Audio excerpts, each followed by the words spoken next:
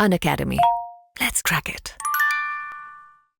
Yes, sir, definitely. It's Okay. Please tell me, what is feminization of poverty and pink collarization? so the feminization of poverty is a phenomena in which women bear a larger brunt of poverty, of being poor, because of various factors. For example, lesser education, lesser employment opportunities, lesser opportunities to migrate, etc. On the other hand, pink collarization refers to the clustering of women in specific professions which are considered to be more feminine, or which More are appropriate for them. and in a not in a very positive sense, because these professions are usually not considered as good as the male dominated professions traditionally. Can you, only for academically speaking, without any offense meant, cite some of those as examples?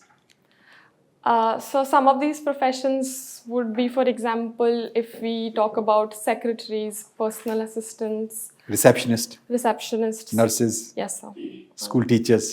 School To some teachers to extent. some extent. Yes, sir. Okay. Hierarchy is responsible for poverty, or poverty is responsible for hierarchy? So I think so both of them have a reflexive relation. Poverty Interdependence. Interdependence. Poverty exists because there is hierarchy, and because the hierarchy does not offer a lot of mobility, poverty is reinforced. So it becomes a cycle. Is caste a rigid category with no possibility of any mobility?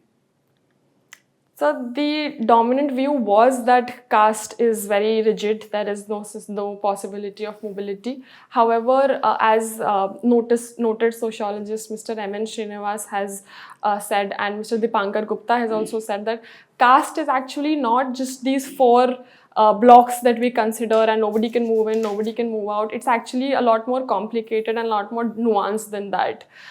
If we have secular mobility, then ritual mobility can come after it. So it is possible to have mobility. And one very big example from Punjab, can you cite it? That Punjab. of the mobility within the caste.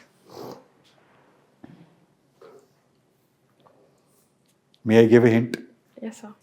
Founder of one of the religions in India was from an intermediate caste, but got the status of A guru. Yes, sir. Guru Nanak Dev Ji. Guru Nanak. Correct, sir. Okay. So Punjab has also seen mobility in terms of caste and religion. Okay. I'm tempted to ask more questions, but I must stop. Thank you. Oh, you played state level basketball. Yes, sir. Just tell us something about the origin of basketball. So basketball originated in the 19th century. Its originator was Mr. James Naismith, and there's actually a very interesting story behind it. He wanted his students. He was a coach at a high school.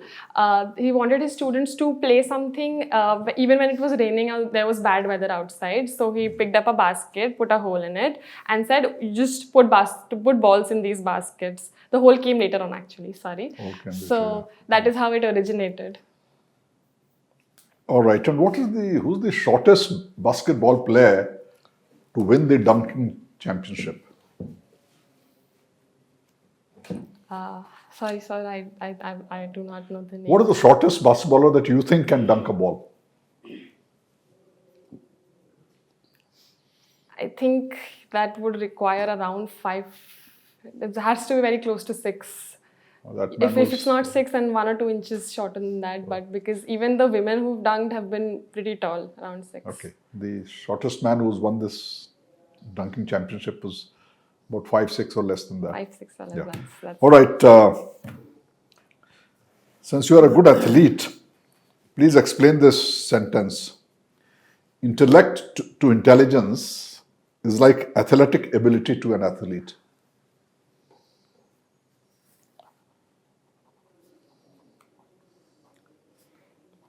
So, in my understanding, this statement means that intellect can lead to intelligence. Intellect being slightly narrower than intelligence, in the same way that an athlete has to have athletic capabilities along with other skills to succeed as an athlete, to become a complete athlete. So intellect would help us, for example, in acquiring knowledge and in building pillars and acquiring what is required to become intelligent. But to do so, there are other components that have to be there, such as empathy, such as connection of these pillars, etc. So in the same way, athletic ability also requires you to have teamwork, mental stability to become a good athlete. I think, Okay. in my opinion. Simply, what it means is you may have athletic ability, but you don't work towards exploiting it, you'll never be a Okay, good yes, athlete. sir. And the same thing for intellect. Okay, Japan's Prime Minister came to India a few days back. Yes, sir. What was he looking for? And what came out of that visit?